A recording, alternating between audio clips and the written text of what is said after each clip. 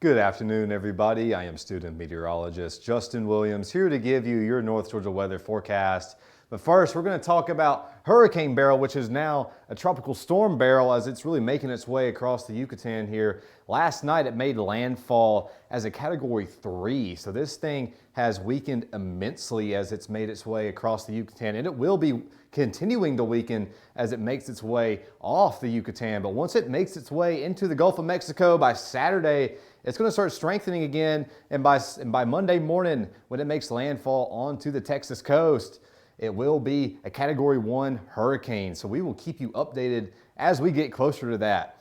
But here in Athens, we are sitting at 96 degrees right now with a feels like of 104. We are well above triple digits, but we have peaked near 99 degrees here in Athens with the feels like at 108 degrees just here recently. So this is certainly the lowest we've been here just in the past couple hours. So it has been very, very hot out there today, and we will continue to be very hot for the next coming hours. Though we are still in a heat advisory. This southeastern part of our region, we will continue to be in the heat advisory until 8 o'clock. But as you guys can see, this northwestern side here of our region, they are no longer in a heat advisory. That is because they have some rain, some thunderstorms, a solid line moving through that's starting to cool them down, bring them some relief and some much needed rainfall.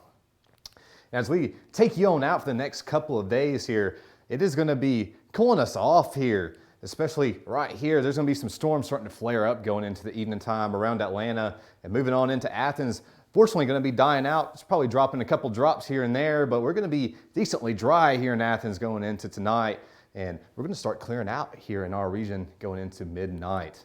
But as we go into the overnight hours in the morning time, we're going to be clouding back up. Most of these storms mostly south of us, and we're going to be pretty dry starting off your Saturday morning. There is a severe threat with this line of storms making its way through, and these could be bringing some potentially severe wind gusts, and these are just wind gusts 57 miles per hour or greater. So these could pack a punch here, but for the most part, no tornadoes or hail is going to be expected in our region. Even though there is a marginal risk for all severe modes, this is a wind-driven risk, so only winds are going to be expected with these storms, no tornadoes. Here is your tonight's forecast, though. We're going to be dropping to a low of 76 degrees with some scattered thunderstorms here and there, but partly cloudy skies throughout most of the night. And we're going to be rebounding to 95 degrees with some isolated thunderstorms in our region, mostly to the south of us, though.